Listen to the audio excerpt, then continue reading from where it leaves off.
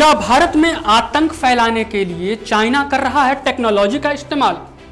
कैसे भारतीय सुरक्षा बलों के लिए चाइनीज वॉकी टॉकी एक चुनौती बन गई है? भारत में आतंक प्रभावी राज्यों में चाइना कैसे कर रहा है दखलंदाजी और कैसे अपने नापाक इरादों को पूरे करने की कोशिश कर रहा है। नमस्कार, मैं कमल सिंह और आप देख रहे हैं न्यूज वॉच इंडिया। इसमें हम बात करेंगे चाइना द्वारा भारत के खिलाफ किए जाने वाले षड्यंत्रों की। दरअसल छत्तीसगढ़, आसाम, जम्मू कश्मीर, नागालैंड और मिजोरम जैसे राज्यों में जहां पे आतंकवाद और अलगाववाद एक्टिव है या वहां पे पाया जाता है, ऐसे राज्यों में भारतीय सुरक्षा बलों और पुलिस को एक अहम चीज मिली है जो कि सीधा सीधा चाइना से कनेक्टेड है।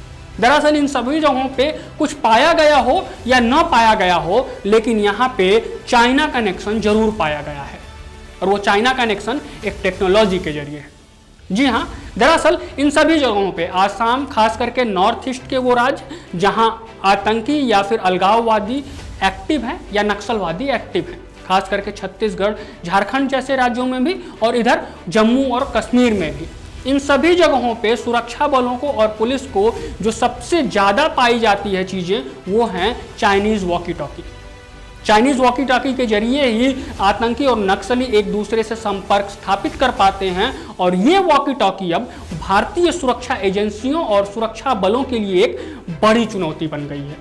और इसमें चाइना का जो हस्तक्षेप है या चाइना द्वारा सप्लाई किए जाने का जो तरीका है, वो भी भारत के लिए एक मुश्किल का सबब बनता जा रहा है।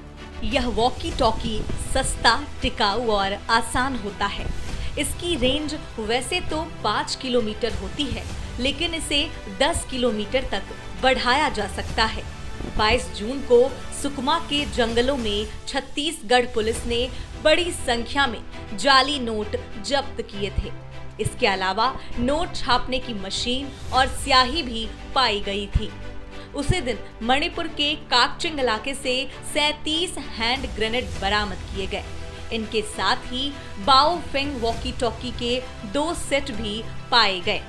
अब इस बात को समझना है कि आखिर ये कितना प्रभावी साबित हो रहा है आतंकियों और नक्सलवादियों के लिए। तो इसको समझने के लिए हम मणिपुर चलते हैं। मणिपुर जो कि पिछले 1 साल से अधिक वक्त से दंगे के प्रभाव में झुलस रहा है और वहाँ पे समय दर समय किसी न किसी हिसाब से दंगे भड़क जाते हैं।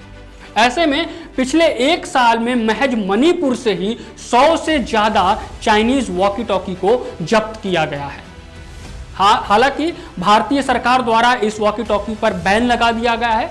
खुले तौर पर इसे बेचना या इसकी सप्लाई करना गैर कानूनी है और उसे सजा का प्रावधान भी तय किया गया है। लेकिन ऐसे में भी चीन से सटे सीमावर्ती इलाकों में इस वॉकी टॉकी की आराम से उपलब्धता है और चाइना द्वारा इसको ब्लैक मार्केटिंग करके उन राज्यों में उतारा जा रहा है, जिसमें जम्मू कश्मीर तक के आतंकी भी शामिल हैं। जम्मू कश्मीर में भी जो एक्टिव आतंकी ग्रुप है, उनके पास से भी चाइनीज़ वॉकी टॉकी ही रिकवर किए गए थे। लेकिन इसका सबसे ज़्यादा प्रभावी इलाका जो नॉर्थ ईस्ट का इलाका है, जिसमें मणिपुर, नागालैंड और आसाम जैसे इलाके आते हैं, वो आते हैं जो चाइनीज़ सीमा से सटे हुए हैं।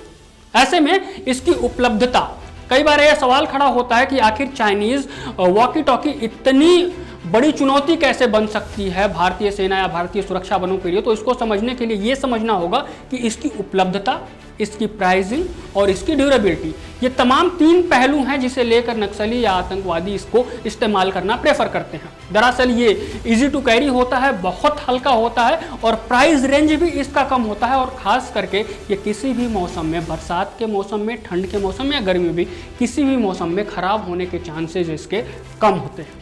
आपको बता दें कि सीमावर्ती इलाकों में चाइना द्वारा इन वॉकी टॉकी को ऑनलाइन भी बेचा जा रहा है। ब्लैक मार्केटिंग के बाद ऑनलाइन डिलीवरी भी की जा रही है। ऑनलाइन साइट पे 1600 रुपये से लेके 18,000 रुपये तक की कीमत के वॉकी टॉकी सीमावर्ती इलाकों में भेजे जा रहे हैं, जो कि ईजी तौर पे आतंकियों को एक्सेस देता है।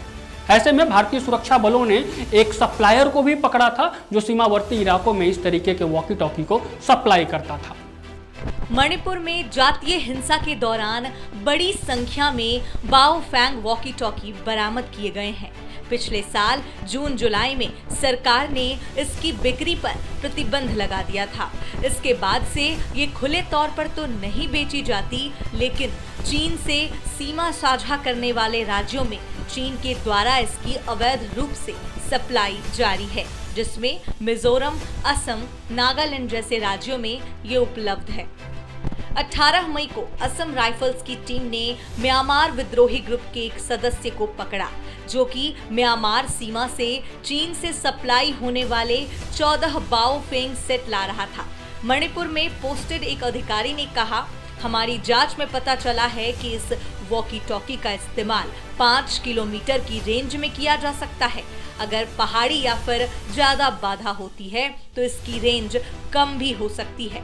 हालांकि लोगों ने इसकी रेंज बढ़ाने का भी तरीका लिया है। उन्होंने बताया कि हमें पता चला कि ऐसी 3 डिवाइस को एक ही फ्रीक्वेंसी पर सेट किया गया है। ऐसे में इसकी रेंज 10 किलोमीटर तक बढ़ गई। मिजोरम पुलिस के मुताबिक 1 जनवरी से 30 मई तक 314 बाओफेंग सेट जब्त किए गए हैं। इसके अलावा 10 अन्य वॉकी टॉकी पाए गए हैं।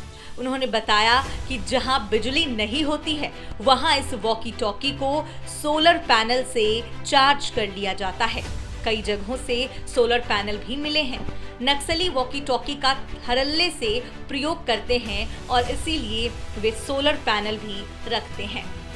भारत सरकार और भारतीय सुरक्षा पर एक तरफ जहां आतंकवाद और नक्सलवाद से निपटने की कोशिश कर रहे हैं, तो वहीं पड़ोसी मुल्क चाइना भारत में आतंकवाद और नक्सलवाद को फिर से हवा देने की कोशिश कर रहा है।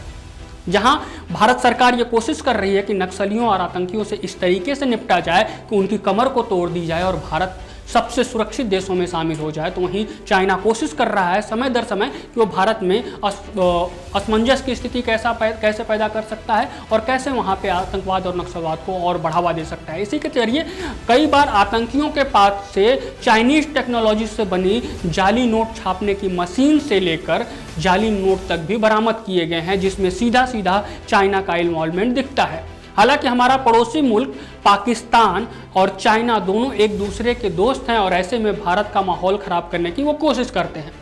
अब देखना ये होगा कि भारत सरकार और भारत की सुरक्षा एजेंसियां इन मसले से कैसे निपटती हैं और वॉकी टॉकी और बाकी जो टेक्नोलॉजी है वो आतंकियों और नक्सलवादियों तक ना पहुंचे, उसके लिए कौन से पुख्ते इंतजाम करती हैं। बहरहाल इस वीडियो में आपने कुछ भी सीखा हो या कुछ भी नया जाना हो तो आप इस वीडियो को ज़्यादा से ज़्यादा लोगों तक शेयर करिएगा। अगर आप हमारे चैनल पर पहली बार आ रहे हैं तो चैनल को सब्सक्राइब कर लीजिएगा, बेल आइकन को क्लिक कर लीजिएगा और साथ में ही आप अपना सुझाव कमेंट बॉक्स में देना ना भूलिएगा।